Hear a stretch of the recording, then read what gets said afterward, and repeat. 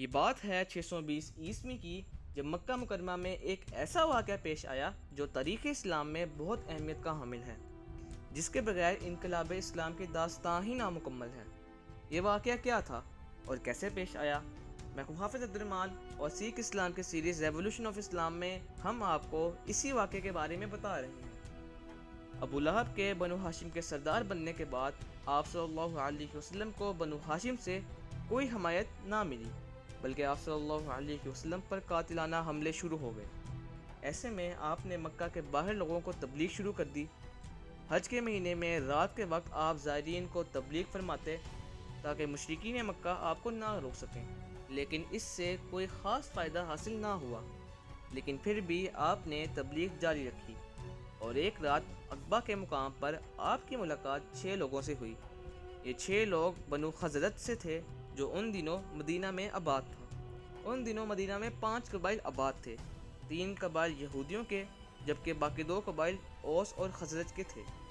اوس اور خزرج کے لوگوں نے یہودیوں سے سن رکھا تھا کہ جب عرب میں آخری نبی آئیں گے تو ہم ان کے ساتھ مل کر پوری دنیا پر حکومت کریں گے۔ جب خزرج کے 6 لوگوں نے آپ صلی اللہ علیہ وسلم کو دیکھا اور ان کی بات سنی تو وہ سمجھ گئے کہ یہ وہی نبی ہیں جن کی باتیں ہم یہودیوں سے سنا کرتے ہیں۔ چنانچہ ان 6 لوگوں نے اسلام قبول کر لیا۔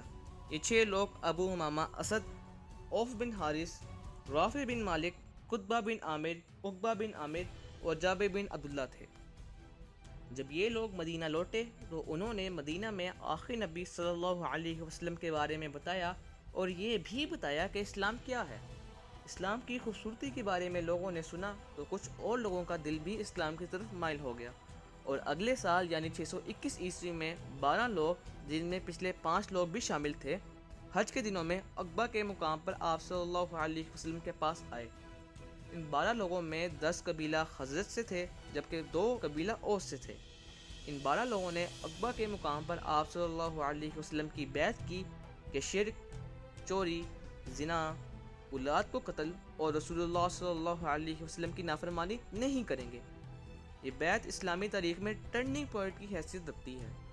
اس بیعت کے بعد آپ صلی اللہ علیہ وسلم نے حضرت مصعب بن عمیر رضی اللہ تعالی عنہ کو تبلیغ اسلام کے لیے مدینہ روانہ کر دیا۔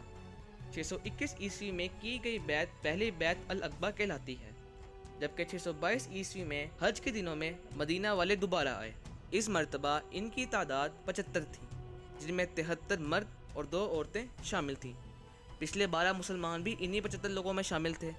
رات کے اندھیرے میں عقبہ کے مقام پر مدینے والے رسول اللہ صلی اللہ علیہ وسلم کا انتظار کر رہے تھے۔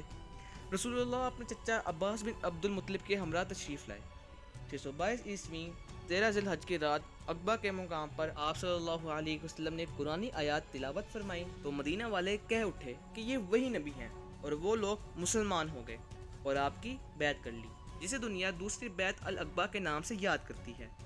اس بیعت کا اہم ترین نقطہ یہ تھا کہ اگر محمد صلی اللہ علیہ وسلم مدینہ آتے ہیں تو آپ لوگ ان کی مدد اور حفاظت کریں گے، کیونکہ ان دنوں رسول اللہ صلی اللہ علیہ وسلم اور ان کے اصحاب مکہ مکرمہ میں بہت مشکل حالات سے دوچار تھے۔ جب صبح قریشیوں کو اس بیعت کا علم ہوا تو ان کی صفوں میں آگ بھڑک اٹھی، اور انہوں نے مدینہ والوں سے پوچھنا شروع کر دیا کہ کیا تم لوگ ہم سے جنگ کرنا چاہتے ہو، اور بعد ازاں بیعت کرنے والوں کو گرفتار کرنا بھی شروع کر دیا، لیکن وہ حضرت سعد بن عبادہ جو خزرج کے سردار تھے صرف انہیں ہی گرفتار کر سکے۔ لیکن امیہ بن خلف نے یاد دلایا کہ سعد بن عبادہ خزرج کے سردار ہیں جو مدینہ میں آباد ہے، اور ہمارے قافلے مدینہ کے راستے شام تجارت کے لیے جاتے ہیں۔ اگر ہم نے انہیں نہ چھوڑا تو ہماری تجارت بری طرح متاثر ہوگی۔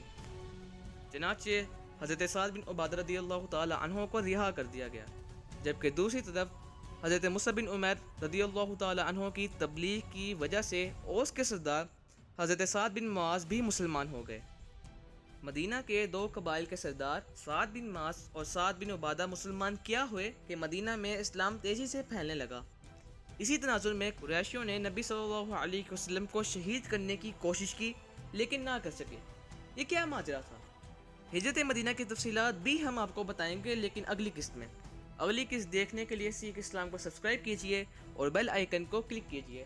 صدقہ جاریہ کے لیے اسے دوستوں کے ساتھ شیئر کیجئے تاکہ لوگ نبی صلی اللہ علیہ وسلم کی انقلابی دعوت کے بارے میں جان سکیں۔